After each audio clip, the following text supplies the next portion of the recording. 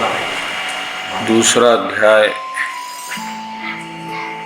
16वां श्लोक।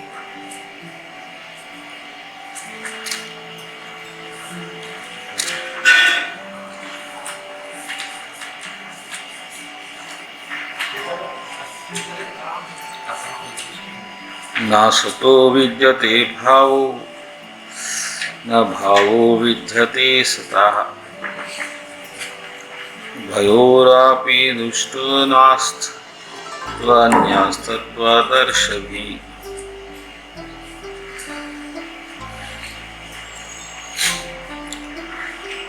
Those who are the seer of the truth have concluded that of the non-existence there is no endurance, and of existence there is no cessation. These seers have concluded by studying the nature of both. Know next shloka, know that which pervades the entire body is indestructible. No one is able to destroy the imperishable soul. जो ज्ञानी लोग है, तत्वदर्शी है, वो लोग यही निर्णय निकाले कि असत का कोई अस्तित्व नहीं है और सत का कोई विनाश नहीं। वो जो आपके शरीर में पूरी तरह फैला हुआ है, वो आत्मा का नाश करना किसी के बस की बात, उस आत्मा का कोई नाश नहीं कर सकता। 18वां श्लोक। सिर्फ जो शरीर है उस आत्मा का, मटेरियल शरीर, भौतिक शरीर, जो अचर अजर और अनंत आत्मा का है, वही जो है नाशवान है। इसीलिए आप लड़ो अर्जुन। जो ये समझता है, अगला जो ये समझता है कि आत्मा मरती है और जो ये समझता है कि आत्मा वो मारता है, दोनों ही अज्ञानी है, क्योंकि आत्मा को न कोई मार सकते हैं ना वो कभी मरती है। अगला श्लोक। फॉर द सोल, आत्मा को न कभी कोई जन्म है न मृत्यु है, ना कभी उन्हें पैदा हुई ना कभी मरी, ना कभी वो कहीं जाती। वो अजन्म, अनंत, हर वक्त अचल, नित्य,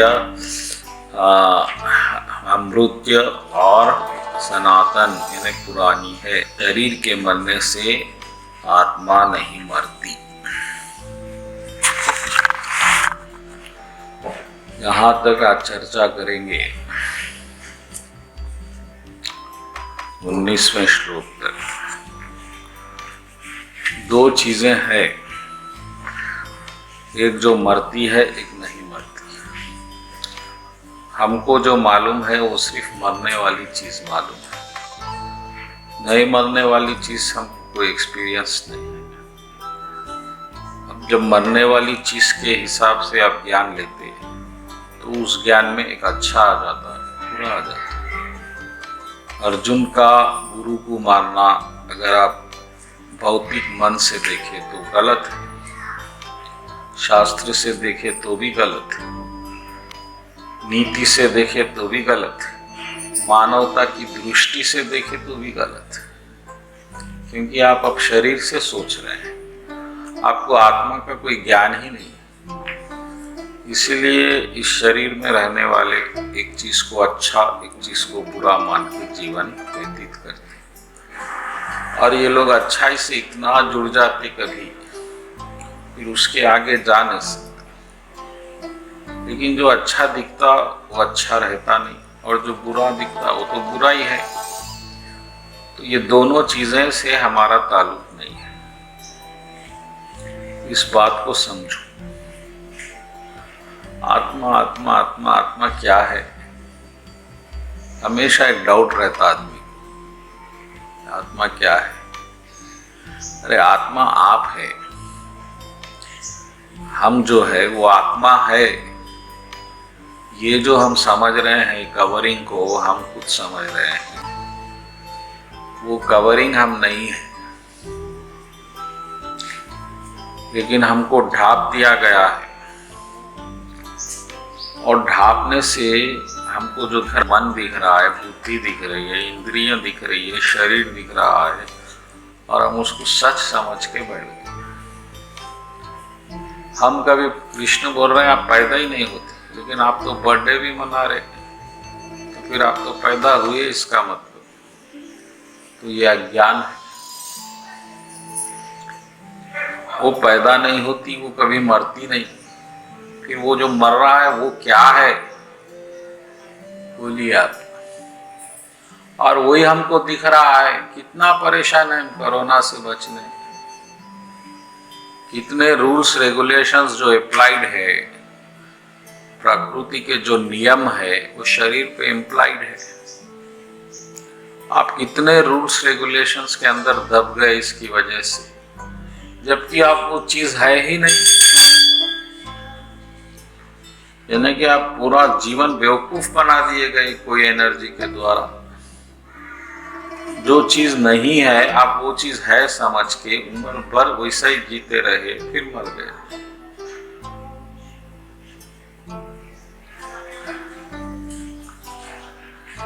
तो भगवान बोल रहे हैं वो तो उसको तो कोई मार ही नहीं सकते, वो तो कभी पैदा ही नहीं हुई। ये भी देखिए कृष्णा की बात, यानी कि कभी जो अर्जुन को ज्ञान बोल रहे हैं, अर्जुन तो कभी पैदा ही नहीं हुआ कृष्ण के हिसाब से। भगवान बोल रहे हैं जो आपका वो शरीर दिया हूं मैं वही मिटने वाला है, मगर आप तो मिटने का सवाल ही नहीं है। इसलिए भगवान बोले जो ये समझता है शरीर मरता है, और जो ये भी समझता है वो मारता है, दोनों अज्ञानी है। क्योंकि वो तो ना कभी मरता है ना मारता है। ये मामूली बात नहीं है, क्योंकि हम मर रहे हैं, हम बच रहे हैं ना मरने से। कोरोना से अभी भी मास्क लगाए हैं, क्योंकि हम नहीं चाहते हम मर जाएं। लेकिन कृष्ण बोल रहे अरे आप मर, फिर सही कौन है दोनों में, कौन सच बोल रहा है? कृष्ण सच बोल रहे हैं, क्योंकि आप शरीर है ये भ्रम है, ये बताया जा रहा है, ये प्रोजेक्टेड है ताकि आप माया का काम कर सकें। और माया आपसे पूरा काम लेने वाली है। आप जैसे ही काम हो गया आपको लात मारने वाली है, फिर आप किसी को आपकी जरूरत नहीं रहेगी। तो आप इस चक्र को समझो। आपको इस जब है तो फिर क्यों बन रहे हैं?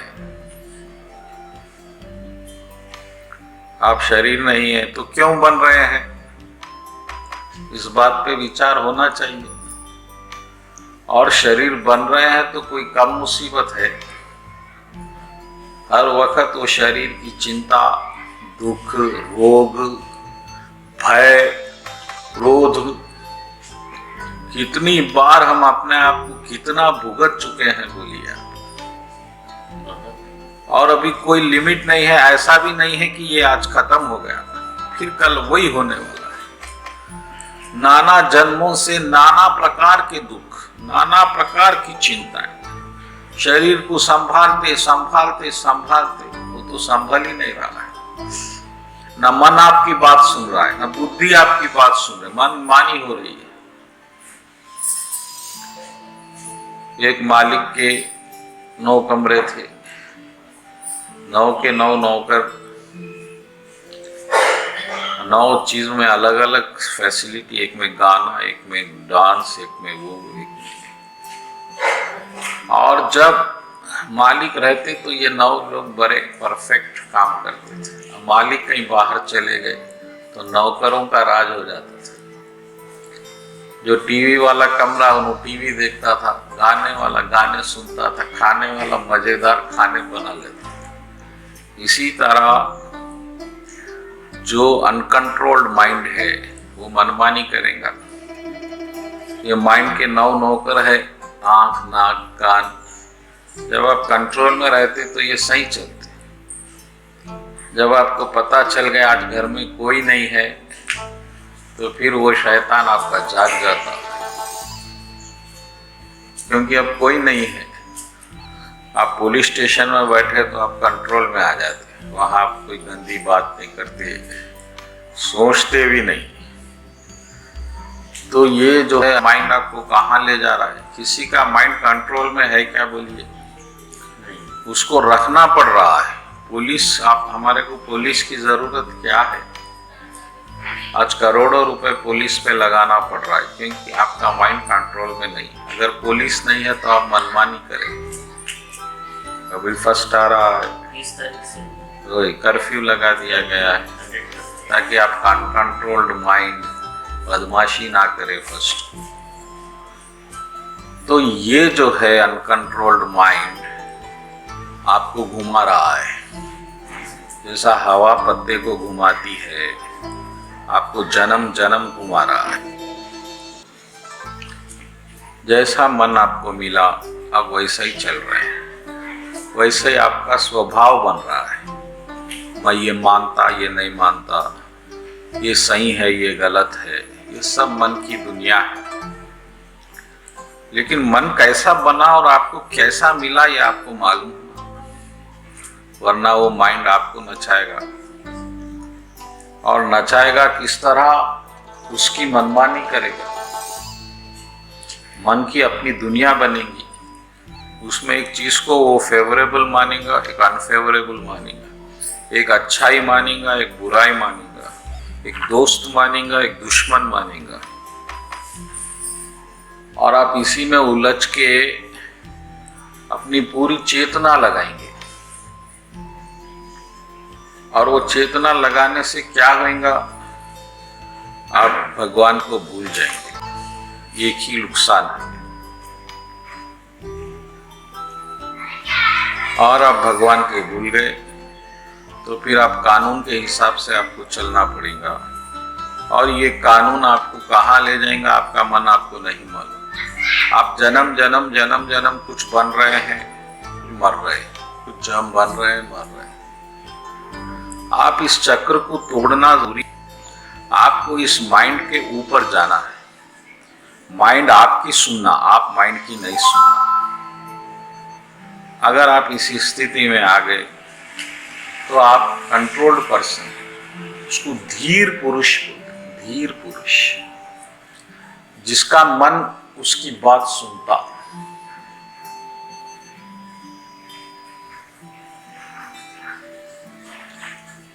अगर हमारा मन हमारी बात नहीं सुन रहा है, जैसा कि आपको क्रिकेट छोड़ देना है लेकिन नहीं छूट रहा है, तो फिर आप मन के अंडर में आ गए। आप उसके लिए कई वजह ढूंढ लेंगे, उसका कोई बुरी बात नहीं है, मजा देख सकते। गोश्त खाना है तो गोश्त खा सकते, उसमें कृष्णा थोड़ी बोले गीता में। तो मन अपने सहारे, इंटेलेक्ट जो बुद्धि है वो अपने रास्ते ढूंढ लेती, वजह ढूंढ लेती, और आपको उस चीज में लगा देती। आप उसी तरह लग जाते, उसी तरह बन जाते। जिस तरह विचार रहेंगे उसी तरह भाव रहेगा, जिस तरह भाव रहेगा आप बनेंगे। अच्छे विचार रहेंगे, अच्छे बनेंगे। बुरे विचार रहे, बुरे बनेंगे। लेकिन अच्छे और बुरे विचार दोनों नहीं रहेंगे तो भक्त बनेंगे। क्योंकि अच्छाई सोने की जंजीर है तो बुराई लोहे की जंजीर है, और जंजीर जंजीर है। हमको इस चक्र से निकलना है। सिर्फ एक ही चीज आपको इस चक्र से निकाल सकती, वो है भगवान को याद रखना, भगवान का स्मरण। भगवान को भूल गए तो फिर कोई चीज आपको मदद नहीं कर सकती। भगवान को याद रखने के लिए आपको मंदिर आना है, आपको माला जपना है, आपको कीर्तन करना है, आपको एकादशी करना है, आपको वेश बनाना है। ये सब भगवान को याद रखने करना है।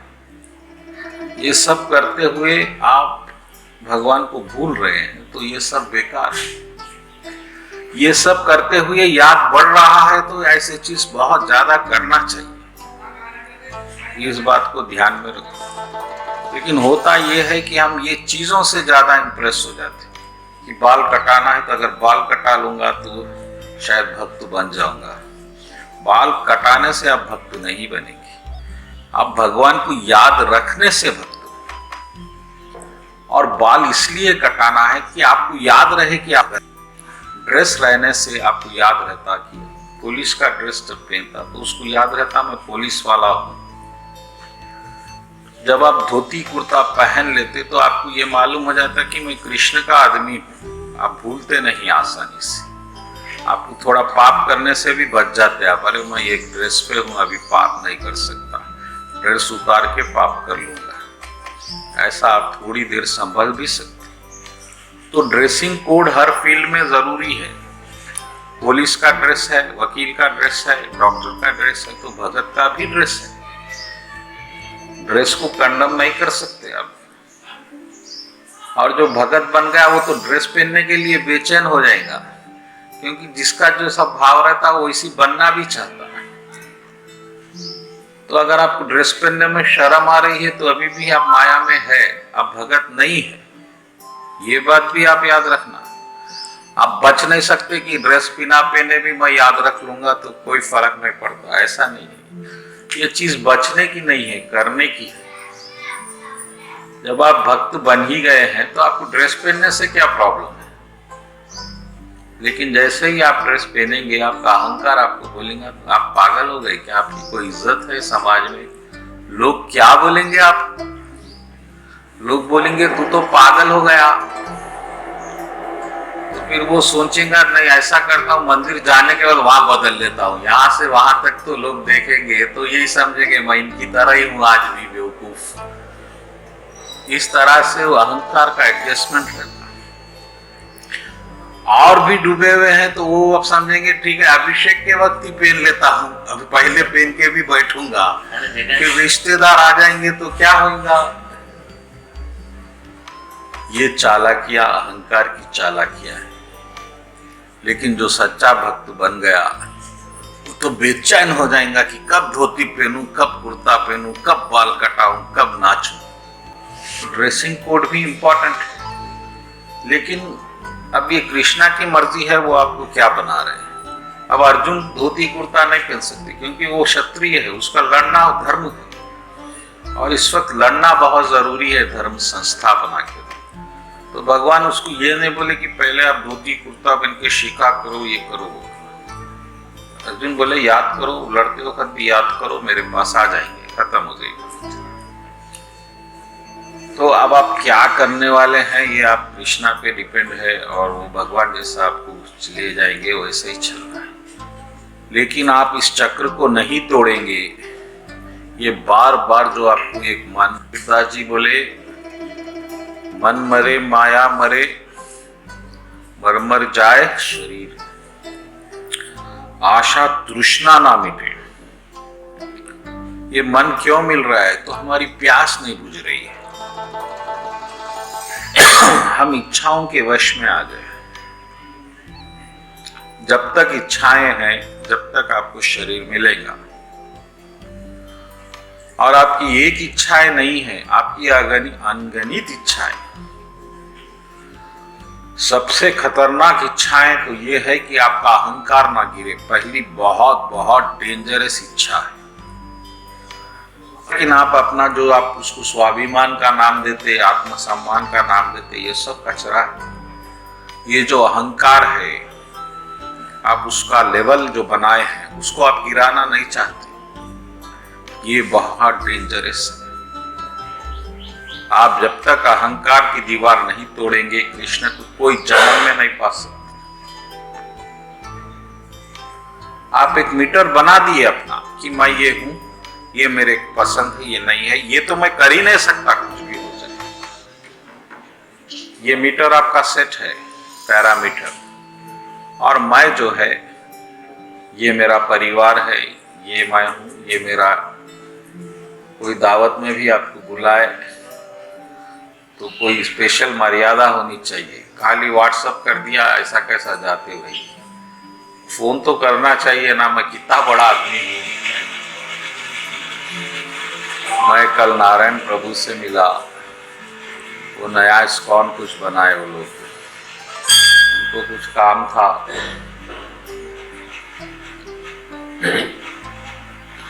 तो अरे वो इनॉग्रेशन भी हुआ, ये हुआ।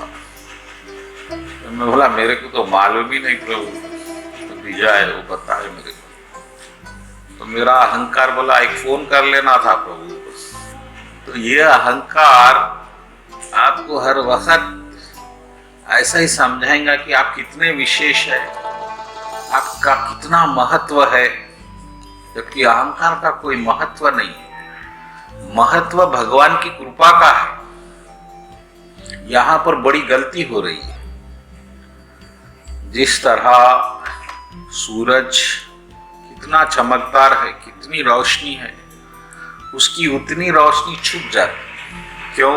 मात्र बादल से। जबकि बादल कोई चीज है क्या? बोलिए।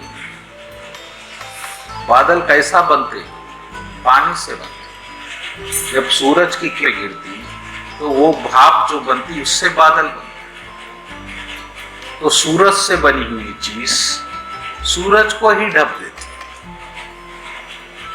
इसी तरह कृष्ण भगवान से बना अहंकार कृष्ण भगवान को ही ढक देता। और आप सूरज की रोशनी को नहीं देख सकते, इसी तरह आप कृपा को नहीं देख सकते कृष्ण की, जहां अहंकार आ जाता। आपको रीजन, वजह दिखती। वह वजह क्या दिखती है? आप ही दिखते। मेरी वजह से क्या क्या हो रहा है दुनिया में, मेरी वजह से घर चल रहा है, मेरी वजह से बच्चे बड़े हो रहे हैं, पूरे परिवार की जिम्मेदारी मेरे पे है। अहंकार बढ़ गया तो भगवान मंदिर भी मेरी तरफ से चल रहा है, भगवान भी आपकी वजह से चल रहे, ऐसा मान लेता अहंकार। मेरी वजह से इस्कॉन, तो ये बहुत डेंजरस है। सिर्फ भगवान जब वजह दिखते हैं, सर्व कारण कारण, जब आपका अहंकार का वैल्यू खत्म हो जाता है, जब आपको समझ में आ जाता कि ये जन्म मृत्यु ये आपकी इच्छाओं से। इच्छाएं क्या हुई? इच्छाएं पहले तो शरीर बनी, फिर मन बनी, फिर बुद्धि बनी, फिर अहंकार बन गई। ये देखिए आप, ये सीक्वेंस को पहचानिए। आपकी जो एक इच्छा होती है, पहले इच्छा, छोटी इच्छा जब एक बीज की तरह रहती, आप में मन में प्रवेश करती। वो भी कैसा करती? भगवान कृष्ण बोले ध्यान तो विषय न। तो बार बार आप कोई चीज के बारे में सोचते तो इच्छा, वो इच्छा बन के आपके हृदय में प्रवेश करती। जैसे ही इच्छा अंदर प्रवेश करी, संग संजा यतः कामा, और वो इच्छा मन बनती, बुद्धि बनती, पहले शरीर बनती। क्योंकि आपकी मृत्यु जब होती तो आप में समझो 100 इच्छाएं हैं, तो 100 इच्छाओं के हिसाब से भगवान हिसाब करके ये शरीर में पूरी हो सकती, वो शरीर आपको देते हैं। तो आपकी 100 इच्छाएं पूरी करने के लिए यही इच्छाएं आपका शरीर बनी, मन बनी, बुद्धि बनी, और ये सब बनने के बाद ये सब का कॉम्बिनेशन मिलके अहंकार बनता। तो ये सब इच्छाओं का जमघट है। आपकी इच्छाएं खत्म हो गई, इन सब चीजों का कोई। अब आपको शरीर से क्या करना है, मन से क्या करना है, बुद्धि से क्या करना है, कुछ भी काम नहीं। वही उसी को मुक्ति बोलते हैं। मुक्ति का मतलब एक लाइट निकल के वैकुंठ में जाना नहीं है। मुक्ति का मतलब है आपकी अपनी इच्छाओं से आपकी मुक्ति होना। क्योंकि आप इच्छाओं के जंजाल में फंस गए, और इच्छाएं इतनी मजबूत हो गई कि शरीर का रूप ले चुकी है। पूरी इच्छा शरीर का बंडल है, बंडल जैसा तागे का बंडल में क्या रहता? तागा ही तागा रहता। इसी तरह इस इच्छा, इस शरीर में सिर्फ इच्छाएं इच्छाएं, और कैसी इच्छाएं? भौतिक इच्छाएं। किस तरह फंस गए हम, और उसमें आत्मा अंदर खो गई है। आपको आत्मा का कोई ज्ञान ही नहीं है, और आत्मा का शरीर से कोई लेना देना ही नहीं है। पूरा जन्म आपका इच्छाएं पूरे करते करते अहंकार को संभालते संभालते संभालते गुजर जाता, और जब तक आपको होश आता बहुत देर हो जाती, क्योंकि जब आप पूरी तरह जूते खाते हर तरफ से, जब आप ज्ञान आता, ये जो बच्चों के लिए मैं जिया, जो पत्नी के लिए मैं जिया, जो माता पिता के लिए मैं जिया, जो दोस्तों के लिए मैं जिया, जो समाज के लिए मैं जिया, वो सब मेरे को लात मार दिए। जैसा ही आपके हाथ पांव गिर गए, ऐसा हमारे साथ हो सकता, तो फिर आपका जीवन आपके घर वालों के लिए बहुत बड़ा बोझ बन जाता। अब इसको कहीं डाल दो, वो होम रहता ना, पैरालिटिकल होम, क्योंकि आप रोज कौन आपका मलमूत्र साफ करेगा? आपके बेटे भी आपके पास नहीं आएंगे। मैं ऐसा देखा प्रैक्टिकल। पत्नी भी आना मुश्किल, वो बेचारी धर्म के चक्र में कर भी ली तो दिल में तो 100 बार कोस के करेंगी, सही कि ये क्या मुसीबत होगी रे भगवान, और दो गाली भी देंगी आपको। तो ये जो अवस्थाएं हैं, ये सब आत्मा की अवस्था नहीं है, ये शरीर की अवस्था है। आत्मा तो कभी पैदा ही नहीं हुई, कृष्णा बोल रहे हैं। पैदा नहीं हुई तो हम पैदा हुए हैं, तो ये हम क्या जिंदगी जी रहे हैं? हम एक झूठ की जिंदगी जी रहे हैं, और इसको बहुत सीरियसनेस से आपको खत्म करना है। ये कोई ऐसा नहीं कि 1 घंटा सत्संग सुन लिए कृष्णा के डर से या कुछ ऐसा दूसरी वजह से, ऐसा नहीं है। एक आप बहुत बड़े जंजाल में फंसे हुए हैं, बहुत बड़ी मुसीबत में फंसे हुए हैं। आप एक ऐसी आत्मा है जो बस एक संदूक पे सो रही है, से सपने देख रही है, लेकिन नीचे बम लगा हुआ है। अब बम जब फटेगा तो वो संदूक भी टूटेगी, सपना भी टूटेगा, शरीर भी टूटेगा। तो आप उस तक का इंतजार मत करिए जब काल का बम फूटेगा, पहले जागो। अरे शरीर मिल गया तो आप ये आज तक नहीं सोचे कैसा मिल गया, क्यों मिल गया? कोई आपको 10 रुपए फुकट में देता है क्या? बोलिए, कोई देता? फिर शरीर क्यों दे दिया कोई आपको? वो कृष्णा होगा, अल्लाह होगा, वो सवाल नहीं है। आपको एक शरीर कोई दे रहा है तो उसके पीछे की वजह क्या है, और फिर वो सामने नहीं आ रहा है। अच्छा, कोई आपको पैसे भी देगा तो 10 बार आपके सामने आएगा, देखो भाई इसको मैं मदद करा, इसको पढ़ाया लिखाया, बार बार 100 बार बोलेगा वो, है ना? अगर आप आपके बेटे को जन्म दिए, आप उसको पास रखते, वो आप फिर अहंकार भी बना लेते, ये मेरा बेटा है, वो मेडल जीत रहा, आप खुश हो रहे, बेटा किसका है? ये जो है, आप बोलेंगे 10 लोगों को मेरा बेटा अभी वर्ल्ड कप जीत के आया, नहीं बोलेंगे क्या? फिर वो क्यों नहीं बोल रहा है जो आपको शरीर दिया? वो आपके सामने क्यों नहीं आ रहा है? ये सोचने की बात है। अच्छा, शरीर देना ही काफी नहीं है, उसके साथ उसको हवा की जरूरत है, रोशनी की जरूरत है। वो सूरज बना दिया, चांद बना दिया, हवा बना दिया, ना कोई आपसे मीटर ले रहा है, आपको बिजली दे रही है, महीना होते ही बिल भेज देती, नहीं तो हम कट कर देंगे। फिर ये आपसे उसका हिसाब क्यों नहीं मांग रहा है? ये भी सोचने की बात है। आप तो इस्तेमाल कर रहे, ये तो फुकट ही रहती है, ऐसा ही पैदा होते हैं, ऐसी बड़े होते हैं, ऐसी मर जाते हैं। इसमें नई बात क्या है? सोचने की क्या बात है? सोचने की बात है, अगर आप में गैरत है, आप अगर खुददार है, आप में इंसानियत है, तो आप सोचेंगे अरे भाई किसका शरीर मैं इस्तेमाल कर रहा हूँ, कैसा बना है, कहाँ से? पिताजी का आया तो पिताजी तो खुद नहीं बनाए पिताजी का ही शरीर, उनके पिताजी, उनके पिताजी, पिताजी पिताजी पिताजी पिताजी, तो आप ब्रह्म भगवान तक पहुंचेंगे फर्स्ट। ब्रह्म भगवान कहां से बने? कमल के फूल से निकले, फिर वो सब कृष्णा करने आ जाएंगे बात।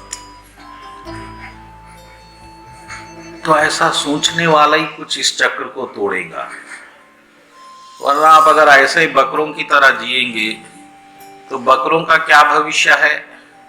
बकरों का भविष्य है कटना, आपको काट दिया जाएगा।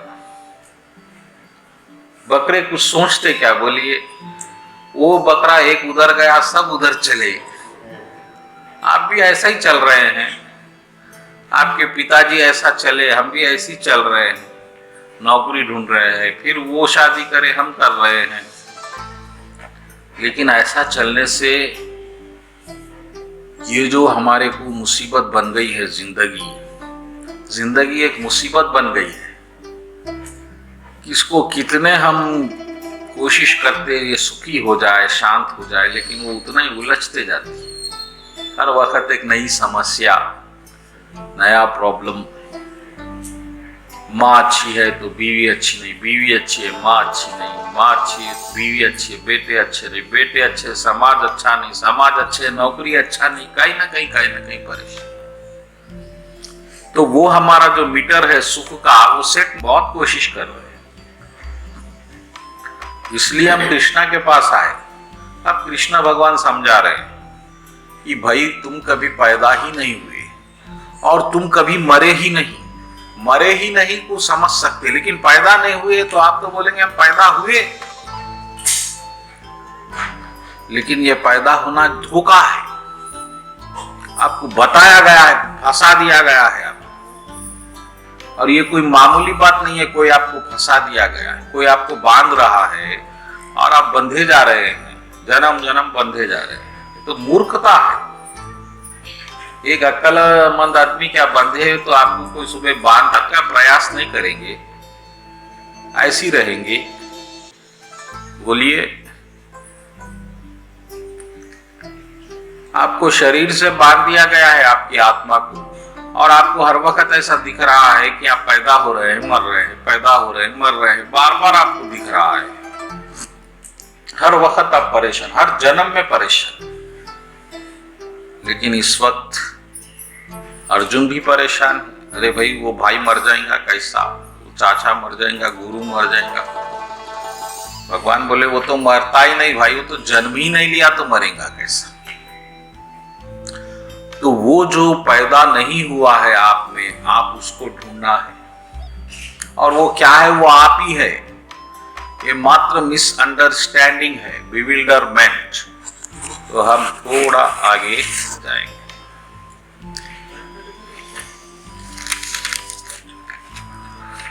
अब हम कहा 21वें श्लोक पे आ जाओ, नहीं 22वें श्लोक।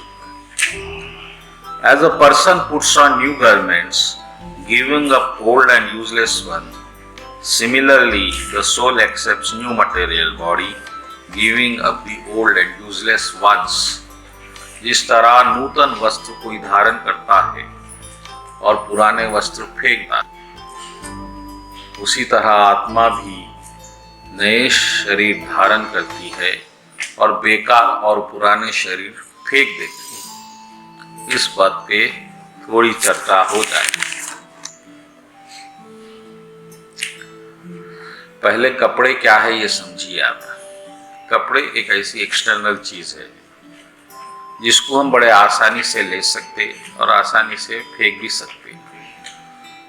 बहुत गरीब है तो शायद 1-2 जोड़ा साल भर पहनेंगे, 10 साल पहनेंगे, वो अलग बात है। तो कपड़े का महत्व शरीर के महत्व के सामने कुछ नहीं है।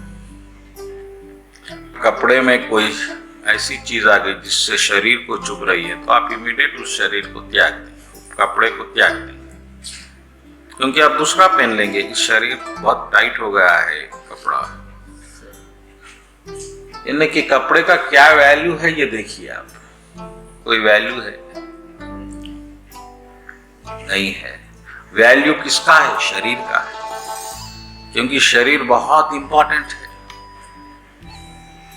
एक शरीर के सामने अगर कपड़ों की बात आ गई तो आप 1000 कपड़े भी फेंक सकते हैं, अगर कोई आपको बोल दिया आपको काटना नहीं है तो मेरे को आपके 1000 पैंट शर्ट दो, तो आप इमीडिएट दे देंगे।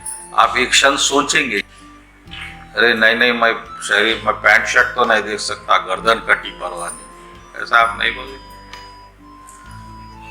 तो जो शरीर का महत्व है वो कपड़ों का नहीं है। इसी तरह यहां पर कृष्ण का एग्जाम्पल भी देखिए। भगवान बोले जिस तरह शरीर कपड़े बदलता है, आत्मा उसी तरह शरीर बदल देती है। कोई प्रॉब्लम नहीं है, कोई वैल्यू नहीं है आपके शरीर का, ना भगवान के नजर में, ना इवन प्रकृति के नजर में। लेकिन हम उस शरीर को सब कुछ मान बैठे। अभी भी आप मास्क लगाए क्योंकि आप इस कपड़े को नहीं खोना चाहते। सही। क्योंकि आपको डर है कि अगर ये खो गया तो फिर क्या होगा, नहीं मिला तो मैं कहां जाऊंगा। मैं तो जीना चाहता हूं, कितनी इच्छाएं हैं मेरी, अभी तो मैं देखा ही नहीं जीवन। ये अज्ञान है।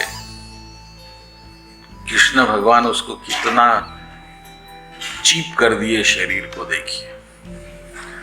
जिस तरह पुराने और बेकार शरीर आत्मा त्याग देती और नूतन शरीर ग्रहण, उसको ज्ञान रहेगा, अगर वो बीमार हुआ तो तुरंत मरना चाहेगा, अरे मैं नया शरीर लेना चाहता हूं। अगर आपको ये ज्ञान हो गया कि नया शरीर मिलना निश्चित है, तो आपको मौत का भय खत्म हो जाएगा। फिर आपको कोई कोरोना नहीं डरा सकता।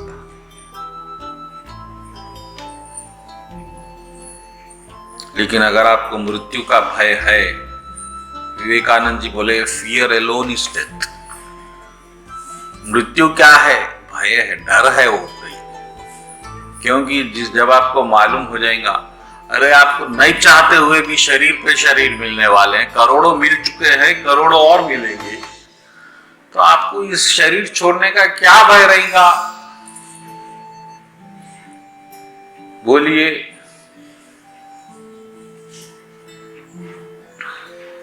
इसलिए भगवान कृष्ण अर्जुन का भय हटा रहे हैं, मोह हटा रहे हैं। शरीर का काम ही है मरना।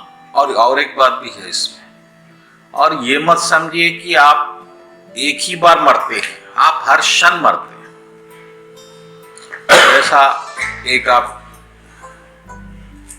कोई कैसेट देखेंगे तो उस पे 10 मिनट का है तो उसका टाइम शुरू हो जाता, फिर 10 मिनट 9 बज के 38 मिनट ठक ठक चलते रहता है, यानी वो उतना मर चुका है। तो हमारा जीवन भी जैसा 100 साल का है, तो एक दिन खत्म हो गया तो हम एक दिन मर चुके। तो जो हमारा जन्मदिन है वो एक्चुअली मरण दिन है। हम और खुश होते हैं, हम मृत्यु के पास आ रहे हैं, मृत्यु के पास है, लेकिन वो बेवकूफी है। आपको तो दुख मनाना चाहिए कि 1 साल तो कम हो गया, लेकिन अज्ञान में उल्टी दिखती चीज। आप समझते पैदा हुआ, फिर खत्म हो जाता। तो मृत्यु और ये जो निद्रा है, हमारे कोर्ट में दो ऑर्डर्स रहते हैं, एक परमानेंट इंजंक्शन, एक इंटीरियम इंजंक्शन। ये मृत्यु इंटीरियम इंजंक्शन है, एक रात की मौत है। जब आप एक रात मर जाते, उस वक्त सब खत्म हो जाता है। आपको ये नहीं मालूम रहता आप कहाँ है, क्या है। जब आप जगेंगे तो आपको मालूम। इसी तरह जब मृत्यु होती तो आप दूसरे शरीर में जग जाते। एक ऑपरेशन की तरह है, बस यहां से आत्मा निकालना है, यहां आत्मा लगा देना है। और परेशानी यहां ये है कि हमको शरीर पे शरीर ही मिल रहे हैं, वो भी इस मटेरियल वर्ल्ड में जहां मृत्यु है। कृष्ण भगवान ये बोल रहे हैं कि मुझे याद रखेंगे मरने के वक्त, तो मैं ऐसा शरीर दूंगा तो कभी नहीं मरता। बस इतना सी बात है ज्ञान। अगर आप मुझे याद रखेंगे तो, नहीं रखेंगे तो फिर एक दूसरा नहीं। शरीर तो मिलना निश्चित है, और 84 लाख हजार शरीर के बाद आपको मानव शरीर मिल जाता है। यानी कभी आप मच्छर बन जाते, कभी आप चिंटी बन जाते, कभी आप गंदी नाली के कीड़े बन जाते, कभी आप हाथी बन जाते, कभी शेर बन जाते, कभी देव बन जाते। लेकिन उतना ही महत्व है। आप मच्छर बने तो ये मत समझो कि वह वैल्यू नहीं है। मच्छर का बनना भी मोदी के शरीर के उतना ही वैल्यू है। उस मच्छर के लिए आप उसको मारने की कोशिश कीजिए, वो भाग जाएगा। चिमटी भी भाग जाए, क्योंकि वो इंजॉयमेंट है। शरीर का मिलना ही इंजॉयमेंट है।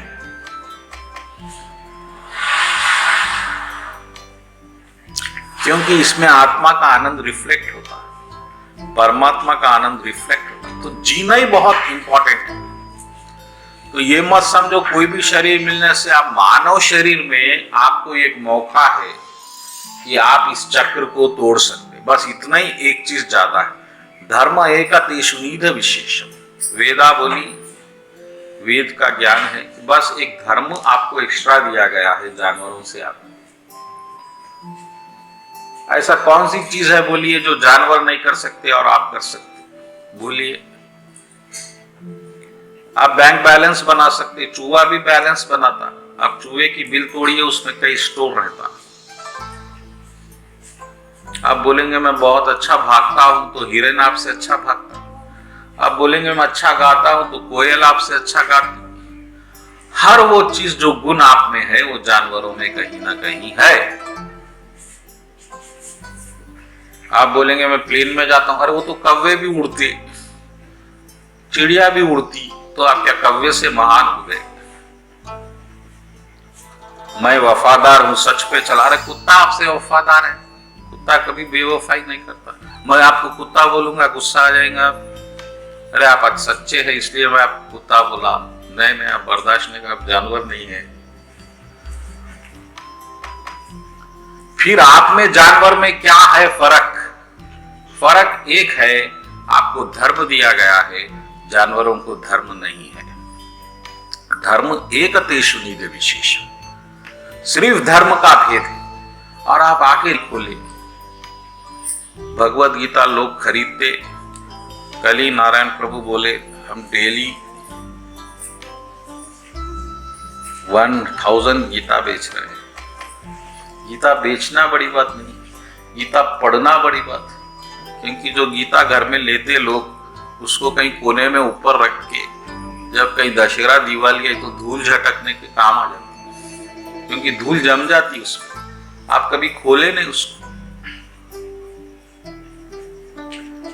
तो जो धर्म को नहीं देखता, वेद बोल रहा है कि वो पशु है, वो जानवर है। जिसको ये नहीं मालूम कि उसका धर्म क्या हो रहा है। धर्म एका तेषुनिध विशेषम। धर्महीन पुरुषम पशु समानम। क्योंकि आप अपने क्वालिटी का कोई ज्यादा वो नहीं कर सकते। अहंकार ये मेरे में है, अरे वो तो जानवर में, आप टाइगर है, अरे टाइगर तो टाइगर नाम ही जानवर का है। आज मेरी हवा चलती है, टाइगर की हवा चलती जंगल में। अभी टाइगर 3 भी आ रहा है। तो आप जानवरों का नाम लेके खुश होना अक्लमंदी नहीं है। आप जानवरों से ऊपर बनिए।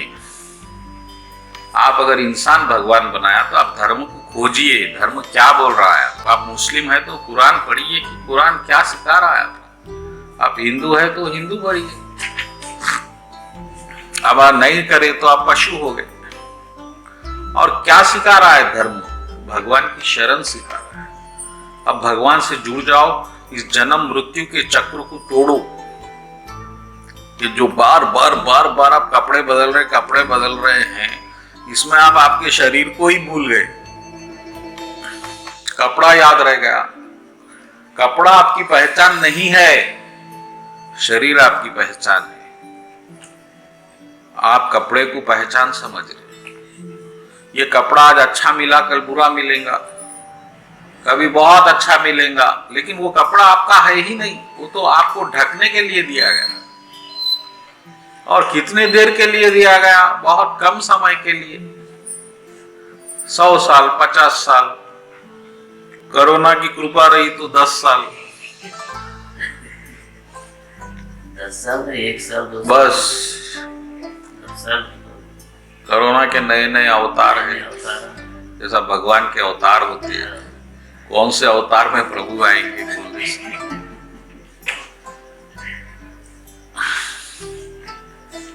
तो अभी भी बेवकूफ मत बनिए। कपड़े सिर्फ ढकने के लिए पहनिए, कपड़े को ही अपनी पहचान, अपनी इज्जत मत बनाइए। इसलिए कृष्ण भगवान कपड़ों का उदाहरण लिए। जिस तरह नए वस्त्र पहनती है शरीर, उसी तरह आत्मा नई शरीर ले। इसमें क्या सोचने की बात है यार? बोलो, मारूंगा नहीं मारूंगा, एक बहस बना दी है आप इतनी बड़ी। Very bad. नेक्स्ट श्लोक पे जाएंगे। 23वां श्लोक, दूसरा अध्याय। The soul can be never cut into pieces by any weapon, by fire, nor marched by water, nor withered by wind. जिस तरह एक गैस का तेल और पानी को आप मिलाइए तो दोनों मिलेंगे नहीं, दोनों अलग अलग नहीं। ये आप देखो आज जाके, पानी में गैस का तेल मिलता नहीं, वो अलग हो जाता, बुलबुले अलग। इसी तरह आत्मा शरीर में रहते हुए भी शरीर से कभी मिलती नहीं, कभी उसको छूती भी नहीं। जिस तरह करंट टीवी में रहते हुए टीवी को कभी छीता क्या, कोई चैनल्स गाना सुन के एंजॉय करता। इसी तरह अगर टीवी शरीर है तो करंट आत्मा चल रहा है, करंट से ही टीवी, लेकिन वो टीवी से मिल नहीं सकता। और टीवी टूट भी जाए तो करंट नहीं टूटता। टीवी में गंदा चैनल आए तो करंट गंदा नहीं होता। टीवी में अच्छा चैनल भी आए तो करंट अच्छा नहीं होता। ये बात को समझना। तो करंट की अच्छाई बुराई, इस दुनिया की अच्छाई बुराई, लेकिन करंट को सिर्फ एक ही चीज मालूम है, भक्ति। करंट का भाव है वो भक्ति है। वो अगर आप भक्ति कर रहे हैं तो करंट में आ गए आप, वरना आप टीवी में है। और टीवी में कितना भी आप सर फोड़ लो, वो करंट को छुएगा नहीं। ना करंट को छुएगा, ना मेन करंट को छुएगा, हेडक्वार्टर्स। दोनों ही करंट को नहीं छू सकते। जो भी जेल में रहते हैं उन लोगों को ये श्लोक बार बार पढ़ाया जाता फांसी देने से पहले। यही श्लोक है वो, नैनम छिंदन्ति शस्त्राणि नैनम नेहन्ति पावक। ना अग्नि जला सकती है क्योंकि वो मरने वाला है।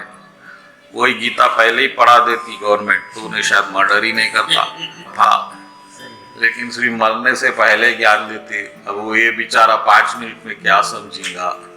इतना तो समझ जा सकता कि वो नहीं मर रहा है, क्योंकि अब वो जो शरीर आत्मा को तो छू ही नहीं सकता, फांसी तो उसको मार ही नहीं सकती, तो थोड़ा उसको विश्वास बन जाता।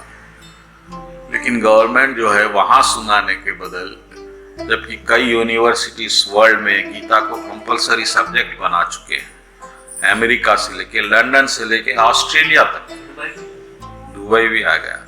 लेकिन हमारी गवर्नमेंट में जो कि बीजेपी, जो कि प्रो रिलीजियस है, उस पर सिर पे कभी चून नहीं रहता। बड़े दुर्भाग्य है हमारा। तो ऐसा होना चाहिए, क्योंकि गीता में कोई धर्म की बात ही नहीं है। ये प्यूरली स्पिरिचुअल नॉलेज है। इसमें धर्म क्या है? आत्मा तो सबकी आत्मा है। तो मुसलमान की अलग थोड़ी रहेंगी या क्रिश्चियन की अलग रहेंगी। तो भगवान बोल रहे हैं कि अग्नि क्या है? अग्नि एक ऐसी शक्ति है जो हमारे शरीर को खत्म कर सकती है। अभी तलवार भी खत्म कर सकती। हवा बहुत आ गई, तूफान आया तो भी हम बह जाते, गिर जाते, मर सकते। और शस्त्राणी तो क्या है? अनब्रेकेबल, टूट नहीं सकती। पटक दिए तो हम टूट जाएंगे। हमको ऐसा लग रहा है कि हम टूटेंगे, हम जलेंगे, वो हम नहीं है, हम कुछ और है। इस बात को समझो।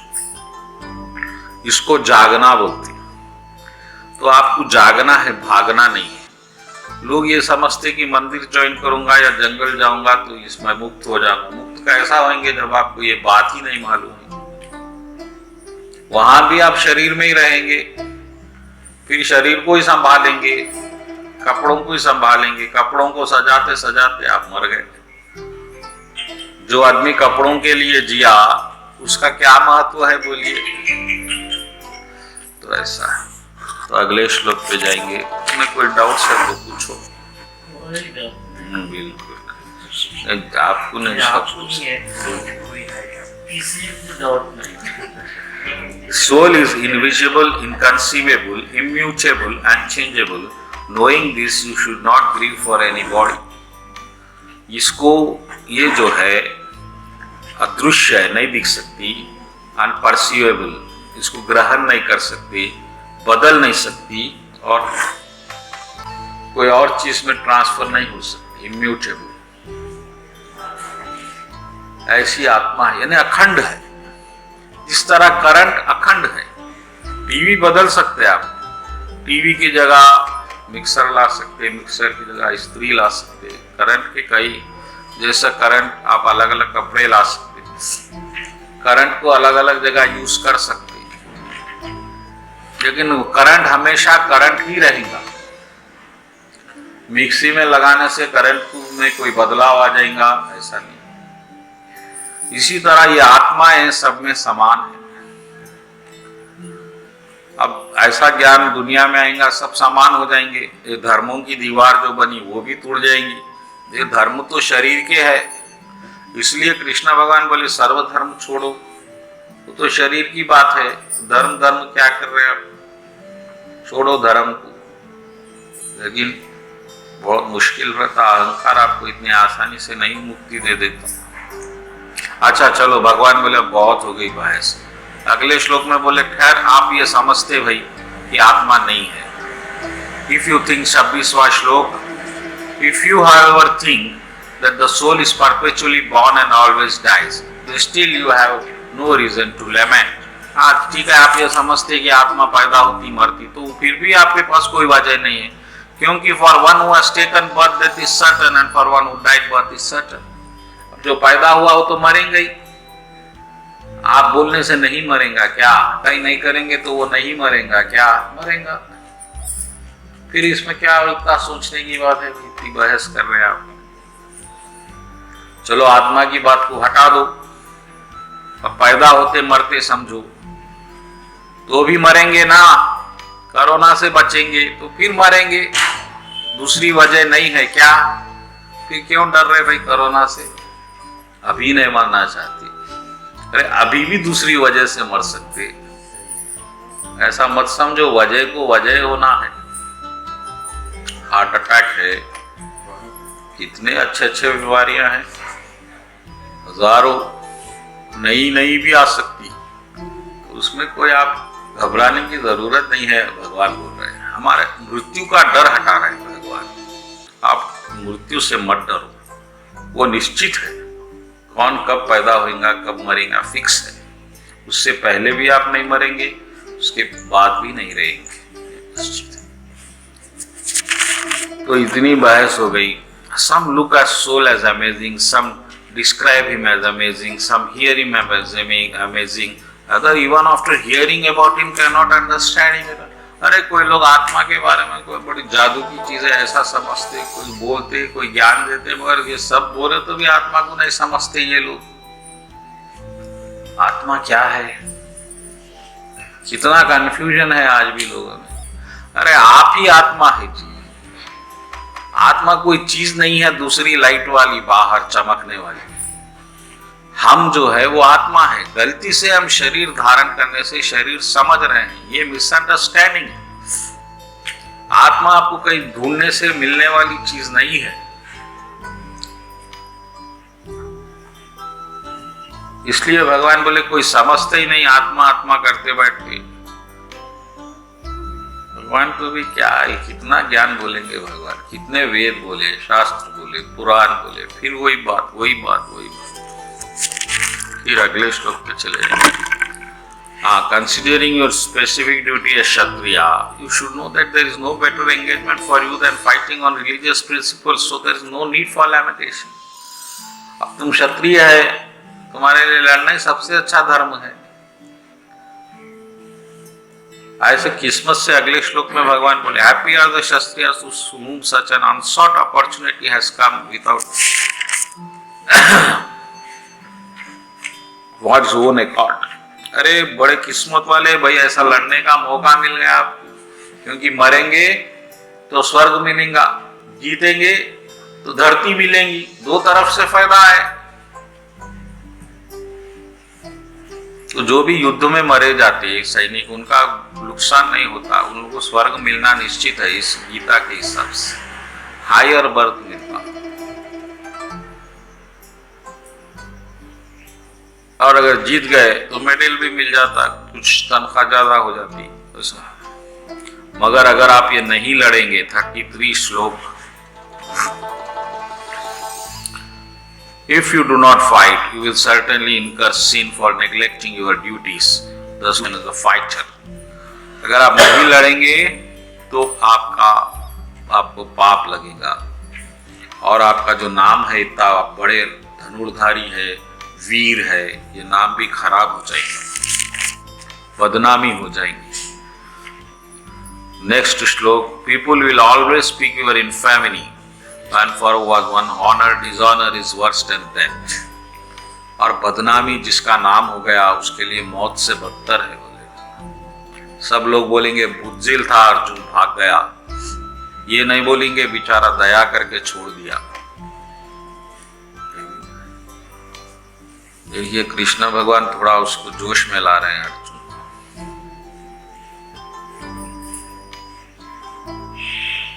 तो हमारा भी जो धर्म है हमको निभाना है, काम नहीं करेंगे, हमको ज्ञान आ गया, ऐसी बात नहीं करना चाहिए।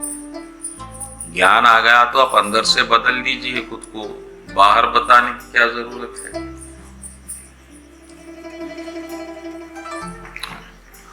सही। वही जो मैं भी बोला, either you will kill, you will be attain heavenly planets, and if you conquer, you will win earthly kingdom. Get up and fight with determination. अब यहाँ से ये श्लोक से भगवान कृष्ण ज्ञान शुरू कर रहे हैं। यहाँ तक बात हो गई। आत्मा तो मरती नहीं भाई, अब फिर तुम समझ रहे मर रही तो फिर वो तो मरेंगे ही, उन्होंने अभी मार दो, धर्म तो स्थापित हो जाएगा। अब यहाँ कृष्ण भगवान 38वें श्लोक बोले, मगर लड़ो, मगर कैसा लड़ो मैं अब बताता हूं। अब ऐसा लड़ेंगे तो मेरे को पाएंगे। तो आप सब लोग भी कुछ ना कुछ कर रहे हैं, तो अगर आप ऐसा करेंगे तो कृष्ण को पा लेंगे। तो बाहर की चीज कोई बदलना नहीं है। हम समझते कि बाहर बदलने से हमारी भक्ति बढ़ जाएगी, कुछ बढ़ेगी नहीं। आप जहां है बदलना है अंदर का भाव। अब वो कैसा बदलना है, इस श्लोक से सुनिए। Do thou fight for the sake of fighting, without considering happiness and distress, loss or gain, victory or defeat. By doing, you shall never incur sin. मगर जीत हार, फायदा नुकसान, अच्छा बुरा, ये बिना सोचे लड़ो। अगर ऐसा लड़ेंगे तो पाप नहीं लगेगा। अब कृष्ण जो बात कर रहे हैं वो पूरी बियॉन्ड बात कर रहे हैं, क्योंकि हमारे कानून के हिसाब से तो पाप लगे, मर्डर कर देंगे तो आपको लटका दिया जाएगा। और कृष्ण भगवान के हिसाब से आपको बिल्कुल पाप नहीं लगेगा। अगर आप ऐसा करेंगे तो, ऐसा लड़ेंगे तो जीत हार के बारे में मत सोचो। आप ऐसा हो सकता क्या, क्योंकि आपकी कर्म का प्रेरणा सूत्र ही फल है। फल के बिना कर्म कैसा होगा।